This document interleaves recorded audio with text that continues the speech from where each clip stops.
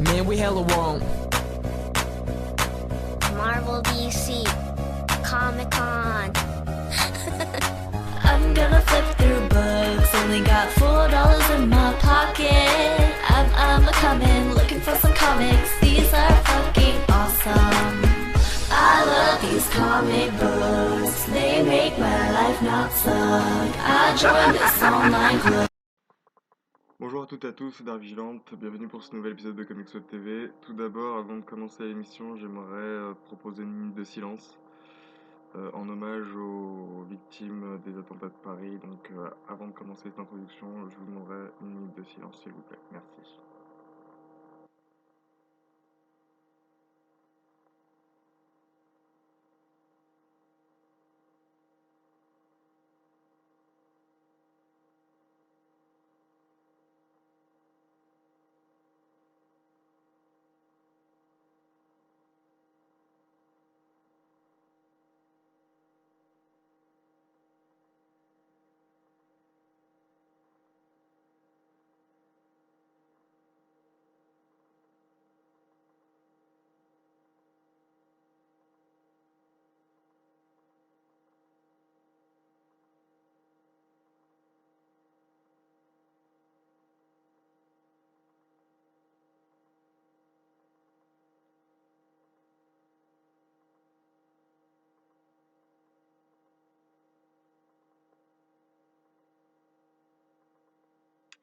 Cela étant fait, donc du coup au sommaire de cette émission, tout d'abord, eh bien, il y aura les sélections comics de la semaine dernière et de cette semaine, plus la stand série comme d'habitude, et un petit focus sur la série de Glénat et donc d'Image Comics aux États-Unis et publiée par Glénat en France, Sex Criminals.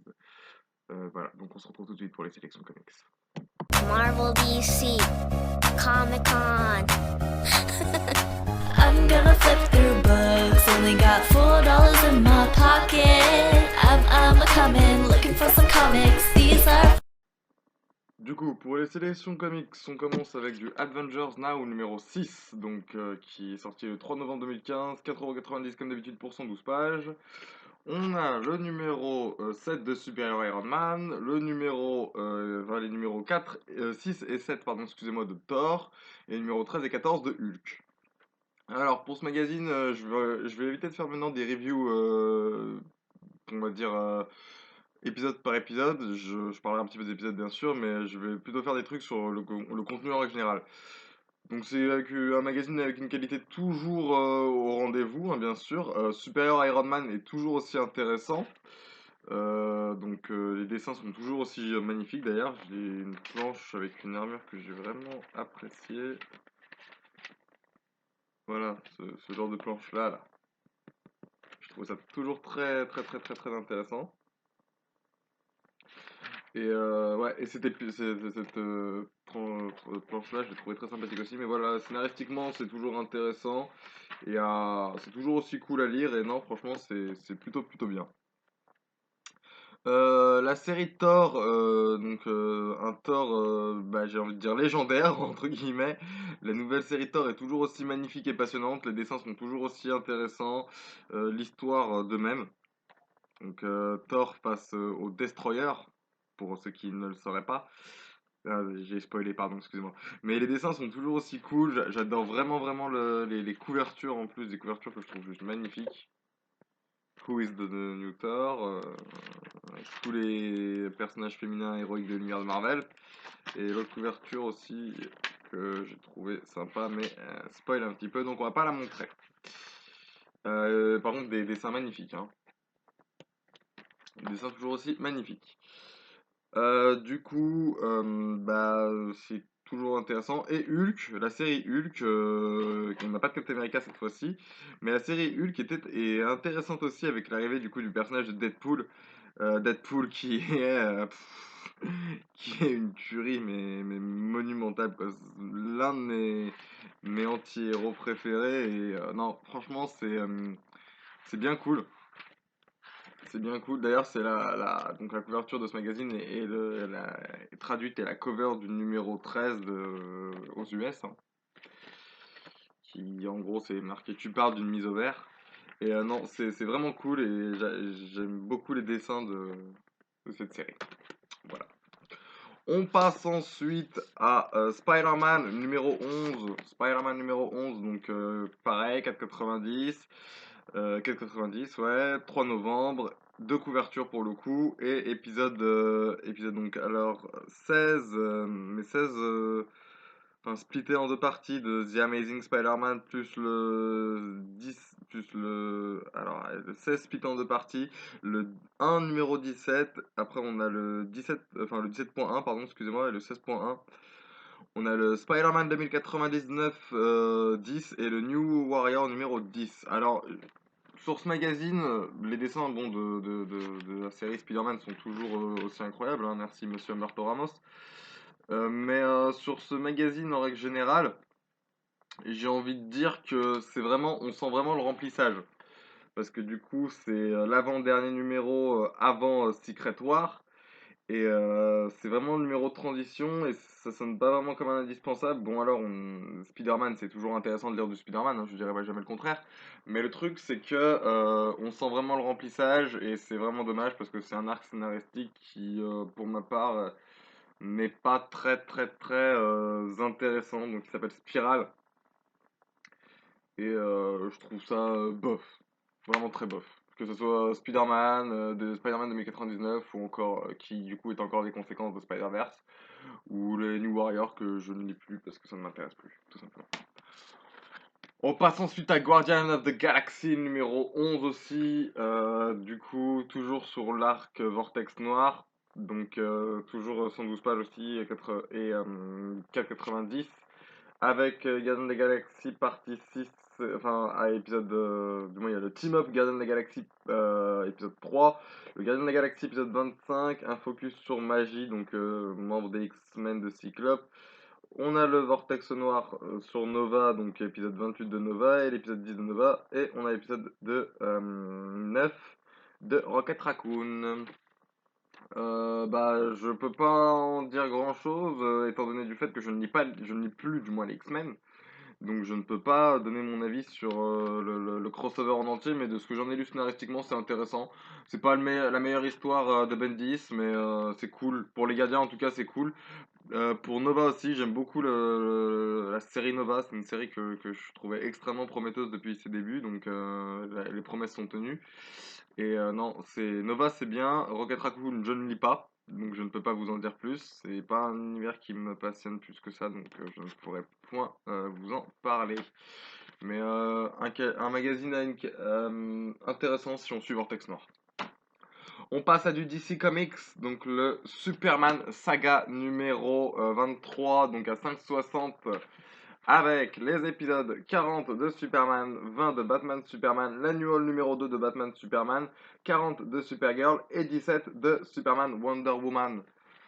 Alors, pour ce qui est de l'épisode de Superman, il est super intéressant. Jeu de mots. Non, plus sérieusement, il est intéressant du fait est qu'il nous montre un petit peu que Superman veut comprendre un petit peu comment marche son nouveau super pouvoir et grâce à l'aide de la Ligue et il faut qu'il soit plus prudent avec ce pouvoir parce qu'il perd vraiment il perd vraiment ses pouvoirs et ça devient de plus en plus long à les retrouver donc faut qu'il devienne prudent et il y a une réflexion faite autour de Superman humain et j'ai trouvé ça vraiment vraiment très cool. On a le Batman Superman 20 donc qui se passe encore dans l'arc avec l'espèce de Joker de Superman que j'ai trouvé très intéressant. C'est vraiment cool. J'aime beaucoup donc du coup on sait enfin qui est derrière tout ça. Et j'aime bien le fait que ça soit très lié à Superman. Je peux pas vous en dire beaucoup parce que bah, c'est très lié à Superman. Mais enfin il y a des trucs importants mais je crois que je n'ai pas spoilé avant. Mais voilà quoi, c'est vraiment très intéressant et il y a un gros truc mis sur l'homme d'acier et son rapport à Krypton que j'ai trouvé super cool. Je vous montrerai bien des planches parce qu'elles sont vachement cool, mais les seules que je trouve cool, elles spoil à mort, donc bon. On a ensuite l'annual. L'annual, d'ailleurs, la couverture de ce mag, c'est l'annual, hein, c'est la couverture de l'annual. Avec des dessins, mais juste épiques. Putain, la planche sur les ennemis de Superman, elle est magnifique. Il n'y a pas la même pour Batman, c'est dommage, mais Batman, de toute façon, chaque fois qu'il est en scène, les dessins, je les trouve juste somptueux. Là aussi, c'est vraiment très bon. Donc c'est la suite directe de l'épisode donc de l'épisode avant l'annual, donc l'épisode de 17 si je dis pas de bêtises. Non, épisode 20. Donc c'est la suite directe de l'épisode 20 et je l'ai trouvé très très très très très classe, très charismatique. Allez, je veux dire des doubles pages, mais juste même juste une page, mais juste somptueuse, somptueuse. Mais je peux pas vous parler de l'histoire parce que ça spoil un petit peu. On a ensuite le Supergirl 40 que j'ai trouvé intéressant. J'aime beaucoup les nouvelles aventures de Supergirl depuis qu'elle est dans cet arc lié au creuset. Et le petit guest Connor Kent fait son petit effet, donc non, c'est cool d'avoir quand même ce petit lien de la Super Family. Et non, j'aime bien aussi le fait que Kara essaye de s'habituer à sa nouvelle vie, tout ça. C'est intéressant, mais le cliffhanger de fin, lui aussi, est assez très révélateur et il donne vachement envie pour la suite. Et on a ensuite le Superman Wonder Woman numéro 17, qui nous en raconte un peu plus sur comment Mogog est devenu Mogog. Et le petit combat Circe Wonder Woman est intéressant aussi. Mais je peux pas vous en dire parce que j'ai peur de spoiler l'intrigue pour ceux qui n'auraient pas vu pour ceux qui ont envie de le découvrir parce que c'est assez intéressant. C'est un magazine cool. Toutes les parutions Superman dans ce magazine sont plutôt intéressantes, même si je note une petite baisse de qualité par rapport au début du mag. Sur certaines séries, notamment la série Batman, Superman et Superman Wonder Woman. On passe ensuite au Justice League numéro 25, donc sorti aussi 4 novembre avec 5,60. Donc alors là-dedans on a le Justice League numéro 38, le Justice League United numéro 8, le Flash numéro 38, le Green Arrow 37, le Justice League Dark 37 et le Wonder Woman 38. Alors, le Justice League United, je ne le lis plus, donc je peux pas vous en parler. Flash, j'ai pas eu le temps de le lire. Et Justice League Dark, ça m'a carrément saoulé, même avec la présence de Constantine, j'y arrive plus. Donc bon, on va se concentrer sur Justice League pour le moment. Justice League, le seul truc que moi m'a vraiment fait adorer la série Justice, enfin du moins cet arc, c'est que l'arc autour du virus Amazo développe vraiment de manière intéressante, surtout avec Batman qui se retrouve du coup lui-même contaminé. D'ailleurs, ça n'a rien à voir, j'aurais plus vu cette couverture sur l'arc Darkseid War, mais bon, ça c'est autre chose. Mais voilà quoi, c'est plutôt bien mis en scène. Donc du coup, sa contamination et du coup ce qu'il développe suite à ça, c'est plutôt cool. J'aime bien également la petite ligne de dialogue et de scénario qu'a Captain Cold. Luthor aussi, du coup Superman comprend un petit peu l'enjeu du virus Amazo. Et le clip de fin fait vraiment peur, mais ça se transforme un petit peu en Walking Dead, hein, à partir d'un moment, voilà. Non, pas en Walking Dead, en 28 jours plus tard. C'est plus proche de la réalité. Mais voilà quoi, c'était l'arrivée déjà de Lex Luthor dans l'équipe était quelque chose d'assez casse-gueule. Et pour le coup, c'est intéressant, ça se révèle réellement intéressant et payant pour ce choix d'équipe artistique. Et je trouve ça vraiment intéressant et on voit vraiment des tensions apparaître et même des nouveaux dangers, c'est plutôt cool. Pour ce qui est de Green Arrow, donc j'ai beaucoup apprécié cet épisode-là, donc du coup qui nous met en scène Green Arrow en- qui agit en tant qu'Oliver Queen et en tant que Green Arrow. Il y a vraiment le parallèle fait avec la télé par rapport à Felicity Smoke et Deagle. Enfin, c'est vraiment bien mis en scène. Il y a aussi toujours ce petit combat d'archer, les petits combats d'archer d'Arrow qui sont bien présents aussi dans le comics maintenant. Et j'apprécie vraiment cette nouvelle direction artistique et scénaristique. C'est un run que je trouve plutôt cool pour l'instant et j'ai vraiment envie d'en savoir plus et parce que l'histoire m'intéresse vraiment et me prend vraiment au trip. Et on passe ensuite au Wonder Woman numéro 38 par le couple Finch. Donc Meredith qui est au scénario et David qui est au dessin. Et ouais, j'ai trouvé ça vraiment intéressant aussi, scénaristiquement parlant, de voir Diana s'adapter à cette nouvelle condition de déesse de la guerre qui est la sienne. Putain, David Finch, merde, quoi, il nous fait ses dessins, mais magnifiques à chaque fois. Donc, non, franchement, je suis assez content de la direction scénaristique que prend cette nouvelle série. Je suis également assez heureux de la nouvelle direction artistique, on va dire, de ce dessin. Je cache la bulle parce que ça spoil, mais le dessin est vraiment cool. On passe ensuite au graphic novel sorti cette semaine. Donc c'est Avenger Rage of Ultron. Alors c'est sorti le 12 novembre si je ne dis pas de bêtises. Ça fait 18 euros. Par contre je me rappelle plus du nombre de pages. Et c'est en gros pour surfer sur la hype du film. Non, je déconne. C'est au-delà justement de ce qu'on pourrait contrairement croire. On peut féliciter Marvel d'avoir publié un graphic novel plutôt intéressant, qui a un récit plaisant à lire. C'est du coup le second graphic novel consacré aux Avengers. Le premier était Avenger Endless War Time, je crois, Endless Time, un truc comme ça. Endless Time quelque chose, je sais plus exactement le titre, mais apparemment c'était pas ça parce que je l'ai pas lu. Mais là, du coup, on a une histoire sur Ultron, donc par Rick Remender au scénario et Jérôme Opeña au dessin qui nous font juste des dessins, mais à couper le souffle, j'ai envie de dire. Parce que bah, déjà les dessins sont juste magnifiques. Donc ça se passe dans le passé, donc il y a une équipe d'Avengers du passé qui contient Steve Rogers, Thor, la Guêpe, le Frelon, la Vision, Iron Man, Hawkeye, le Fauve, la Sorcière Rouge, et les nouveaux qui contient Sam Wilson en tant que Captain, la nouvelle Thor, la Guêpe, Giant Man en tant qu'Ankpim, la Vision, Steve Rogers en tant que Vieux, Spider-Man, Dent de Sabre, Vif Argent et la Sorcière Rouge. Voilà. Donc ouais non les dessins sont plutôt cool. Ultron, j'adore aussi l'apparence d'Ultron dans le passé. Et non c'est vraiment vraiment vraiment très joli. Les dessins sont jolis quoi qu'il arrive de toute façon. Et puis donc au niveau de l'histoire, du coup Remender travaille un petit peu sur la relation père-fils Ant-Man Ultron. Loin des atrocités qu'un Bendis a pu faire sur un Age of Ultron, Remender vive une histoire qui prend au trip, c'est très intéressant, il y a cette relation filiale qui est très compliquée, et vraiment il y a une étude faite, enfin une profondeur faite sur le caractère de Hank Pym qui est vraiment très très très très très bien faite et Rick Remender va très loin dans son analyse. Fidèle d'ailleurs à sa petite manie qu'il a de pas être tendre avec les protagonistes de son histoire, il va vraiment les pousser au-delà de leurs limites pour un final qui vraiment m'a surpris et que j'ai trouvé très très beau. Et on aimerait bien voir cette histoire, enfin du moins pour ma part, j'aimerais bien voir cette histoire intégrée dans la continuité Marvel parce qu'elle a des conséquences assez lourdes et Marvel les a tout simplement éludées pour l'instant. Et je trouve ça dommage parce que c'est vraiment une histoire très intéressante. Voilà donc nouvelle partie donc de la sélection comics qui sont en gros les tops de la semaine. Alors pour moi les tops de la semaine sont le Avenger, la rage d'Ultron, le Justice League Saga et le Superman. Voilà. Côté Marvel, c'est pas top en ce moment. Enfin, bien sûr que si, j'avais oublié. Le Avenger Now, qui sont pour moi les 4 tops de la semaine. Voilà, c'est tout. On se retrouve tout de suite pour l'instant série. Salut.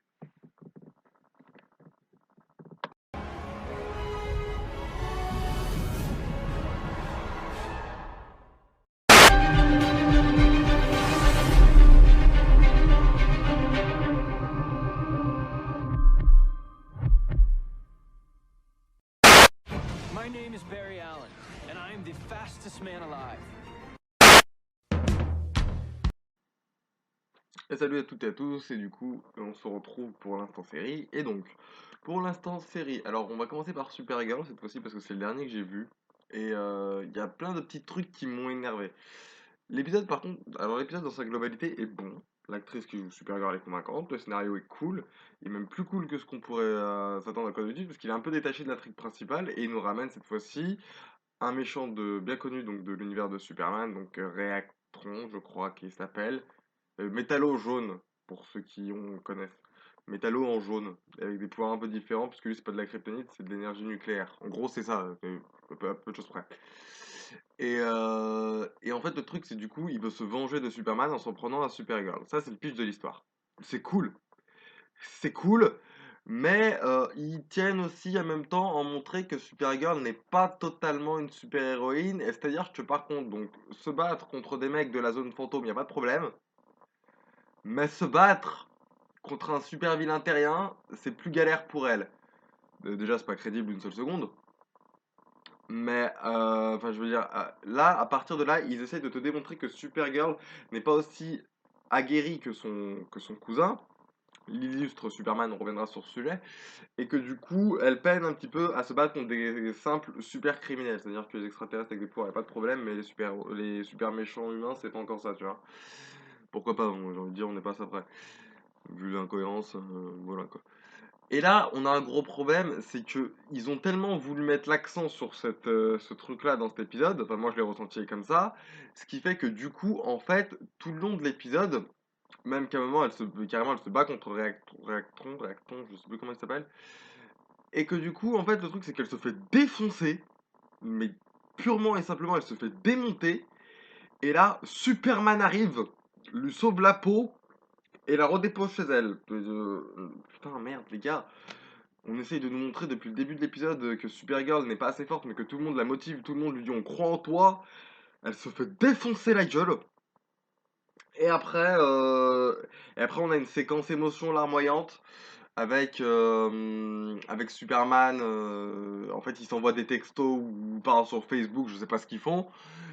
Et Superman essaye un petit peu de lui remonter le moral en lui disant ouais tu t'es fait battre mais c'est pas grave machin, t'as donné le meilleur de toi, la prochaine fois tu y arriveras etc. Et le dernier message qu'il lui envoie I guess it's a job for Supergirl. Bon là j'ai carrément lâché l'affaire. Le seul problème que j'ai avec cet épisode c'est que Superman ta gueule Superman. C'est bon, on a compris. C'est sa cousine, elle est pas aussi balèze que lui. Lui, il a fait plein de trucs. C'est bien, d'accord, on a compris. Mais la série s'appelle Supergirl, pas Supergirl dans l'ombre de Superman. Je sais pas si vous voyez ce que je veux dire, mais c'est que trop, c'est trop au bout d'un moment. Ou alors on fait une série Superman et Supergirl, ou alors on fait que Supergirl. Je veux dire, dans Smallville, il y avait Supergirl tout au long de la saison 7, mais c'est normal, c'était le pitch hein, qui voulait ça. Là, là, c'est trop, trop, ça devient étouffant. Donc bon, voilà. Mais à part ce petit point noir qui m'a un peu énervé, l'épisode est cool dans sa construction, le vilain est cool, les personnages sont cool, et j'aime beaucoup l'espèce de QG secret de Supergirl avec son ami Win, qui est un mélange entre Chloé Sullivan, Felicity Smoke, et c'est déjà pas mal. Donc pour ceux qui voient les références que j'ai citées, vous devez connaître la CW, sinon voilà. Donc voilà ce que j'avais à dire pour Supergirl. L'épisode est intéressant dans son ensemble, mais il faut qu'ils arrêtent de monopoliser Superman. Voilà. On passe ensuite à Gotham, épisode 8, saison 2. Alors là, il y a deux intrigues qui sont cool. Donc il y a l'intrigue donc du méchant de la semaine, plus ou moins, qui donc Barbara Gordon, et l'intrigue plus centrée sur Theo Galavan, que j'ai trouvé cool aussi. Et les deux intrigues sont extrêmement intéressantes. Pour la première, celle-ci décide vraiment de passer aux choses sérieuses. C'est vraiment son épisode, son heure de gloire. Excusez-moi. Et que du coup, par ce biais-là, dans cet épisode, elle décide enfin de passer à l'action. Et c'est vachement bien mis en scène. Pour une fois, j'ai bien aimé le personnage de Barbara. Et mention spéciale à la séquence d'ouverture qui est juste somptueuse. Enfin, c'est Barbara qui fait un cauchemar. Et il est juste magnifique. Si vous l'avez pas vu, si vous voulez voir que cette partie-là, parce qu'elle spoil rien du tout de l'épisode, je vous conseille d'aller la voir sur YouTube. Vous tapez Barbara, Gotham Barbara Nightmare Wedding. Et c'est une tuerie. Une tuerie. Voilà. Donc non, l'intrigue pour de Barbara est très bien mise en scène et j'ai vraiment beaucoup apprécié. La seconde, du coup, qui se concentre plus sur Theo Galavan, qui va absolument récupérer quelque chose. Allez, on y va, qui va absolument récupérer Wayne Enterprise. Alors pour cela, il a réussi à ensorceler Bruce avec sa nièce Silver, qui est une garce, concrètement. Et enfin, après, il va le motiver avec un truc qui est pas sympa, qui est à savoir le meurtre de ses parents. Il lui dit qu'il sait qui, où, comment et pourquoi. Mais qu'il lui donnera que si si Bruce lui cède Wayne Enterprise. Donc là, jusque-là, déjà, Théo est un connard fini. Hein, si tu veux manipuler quelqu'un, fais-le en douceur ou discrètement. Bon, voilà, ça c'est mon avis après. Mais par rapport à cela, il se passe ensuite plein de péripéties qui amènent à la tombée des masques. Et là, ça devient vraiment explosif. Entre le GCPD, Théo et Barbara, toute l'histoire mise en place avec Barbara durant cet épisode, ça devient vraiment explosif. Le final, c'est une explosion de révélation et on attend vraiment la suite parce que ça va exploser. Et le bon point par contre dans cet épisode, je vais essayer de trouver un bon point dans toutes les séries. Le bon point de cet épisode-là, c'est que, eh bien, l'intrigue sur le pingouin, excuse-moi, sur le Sphinx est très intéressante et le final de cette intrigue, qui est du coup le final de l'épisode, est somptueux, juste somptueux. Je n'en dirai pas plus. On passe ensuite à The Flash épisode 6, saison 2, qui s'appelle Hunter Zoom. Donc un épisode aussi également divisé en deux intrigues. La première intrigue qui se concentre un peu plus sur le Dr Light et la façon d'utiliser Dr Light afin de remonter jusqu'à Zoom. Jusque-là, c'est la première partie de l'épisode. Et à la fin, enfin, on va dire, au bout de 30 minutes d'épisode, donc sur 45, ce qui n'est pas beaucoup, Zoom est enfin arrive. Du coup, bah, Zoom entre vraiment. Et l'épisode est accentué bah, vraiment à partir de ce moment-là sur le nouvel ennemi et sur ce que l'équipe aura à faire pour l'arrêter, ses origines, un petit peu tout ça, même si c'est pas du tout expliqué. Et là, j'avais dit dans l'instant série de la semaine dernière ou même ceux d'avant, que Zoom faisait pas peur. Je retire ce que j'ai dit. Parce que là, quand il arrive et qu'on le voit et que vraiment il s'oppose à Barry, le combat entre les deux est juste somptueux. Et comment il explose! Mais quand je vous dis il explose, il le défonce, mais de manière spectaculaire, c'est encore pire. Il a réussi à faire pire que ce qu'avait fait Harrison Wells, donc le Reverse Flash. Et bah franchement c'est énorme. C'est énorme et les dernières minutes donc de l'affrontement entre les deux sont juste excellentes. Ça se joue vraiment avec les nerfs du spectateur. On se dit waouh, waouh, waouh. Et c'est vraiment exceptionnel. Bon, le cliffhanger de fin est complètement nul, hein, je vous le dis tout de suite. Mais le combat entre les deux, enfin, il est pas complètement nul, il est complètement communiqué. Excusez-moi. C'est pas du tout la même chose. Mais du coup, le combat entre les deux et les répercussions du combat Flash et de la défaite de Flash, mais c'est un truc de malade. Et c'est vraiment, vraiment, vraiment explosif. Et je vous le conseille parce que la série, à partir de là, prend vraiment une flèche. Mais la tension monte en vitesse grand V comme ça. Je l'ai pas fait exprès aussi, jeu de mots. Et c'est vraiment juste monstrueux. Donc je ne peux que vous le conseiller parce que la série a vraiment décollé pour moi à partir de ce moment-là. Voilà.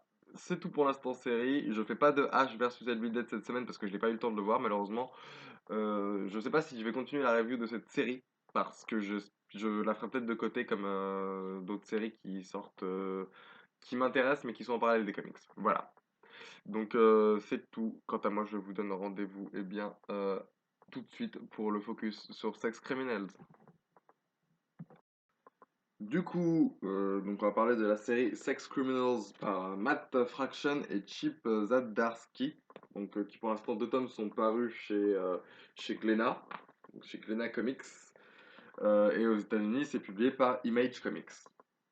Alors, je vais juste faire un petit topo. Et donc, c'est une grosse série d'Image Comics qui a été très bien accueillie par la critique aux États-Unis, même un petit peu en France. Elle a reçu plusieurs distinctions, dont le Eisner Award de la meilleure série. Donc, comme je dis, écrite par Matt Fraction et dessinée par Chip Zdarsky. Et les albums contiennent 5 numéros. Le premier tome est sorti le 15 avril. Ça coûte 15 euros. Non, ça coûte 19,95 € et ça fait 114 pages, 144 pages. Alors, pour ce qui est de l'histoire, donc ça raconte l'histoire de Suzy, qui a un secret pour elle quand elle fait l'amour, le temps s'arrête littéralement. C'est le même problème pour John, sauf que John a un problème, lui, c'est qu'il déteste sa vie, il déteste son travail, et il déteste aussi le fait d'avoir le même don que Suzy. Et du coup, par ce fait-là, ils vont se rencontrer à une soirée. Et pour la première fois dans leur vie respective, ils se retrouvent ensemble et ils vont utiliser ce don euh, pour, en gros, braquer des banques. Pourquoi? Parce que du coup, Suzy travaille dans une bibliothèque et elle est en faillite. Donc, ils vont braquer des banques pour récolter l'argent dont Suzy a besoin. Et ils vont commencer par la banque dans laquelle John travaille. Donc ça, c'est le synopsis en général de la série. Et du tome 1, parce que du coup, bah, la série commence comme ça. Pour ce qui est du tome 2, donc celui-ci, donc après la menace auquel ils ont dû faire face dans le tome précédent, nos deux braqueurs lovers vont devoir faire face à une nouvelle menace qui est eh bien, un ennemi très intéressant puisqu'il s'agit de la routine. Bah, maintenant qu'ils ont été ils ont plus ou moins réussi ce qu'ils avaient à faire dans le tome précédent, On aurait pu penser qu'après la conclusion du tome 1 et la découverte de certains événements, ça aurait pu continuer là-dessus. Mais non, on part sur un nouveau thème, donc la routine, et qui commence dangereusement à s'installer entre les deux tourtereaux, et qui semble même, il commence même apparemment à avoir des difficultés à se comprendre et à plus être sur la même longueur d'onde. Et encore une fois, comme le premier tome, sous des allures de récit bourré d'humour et très second degré, Mad Fraction nous raconte une histoire humaine et c'est assez intéressant parce que ça fait vachement réfléchir. C'est des personnages qui sont comme pour le précédent volume, le gros point fort de l'histoire. Le gros point fort de cette histoire, c'est des personnages qui sont attachants, touchants. On a l'impression de les connaître comme si ça faisait 10 tomes. Mais voilà, quoi, c'est vraiment très bon. La maîtrise des dialogues est très très bon aussi. Les interactions entre eux sont juste dingues, quoi.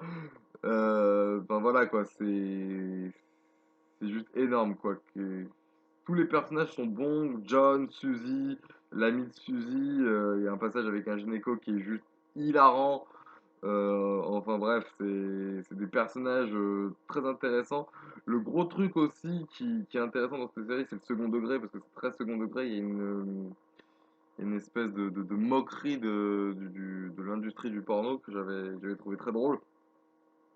Même si certains regrettent un petit peu la menace évoquée et l'intrigue lancée dans le tome 1, et que ça parte un petit peu d'un autre côté du tome 2, moi j'ai trouvé que c'était quelque chose qui était pas mal.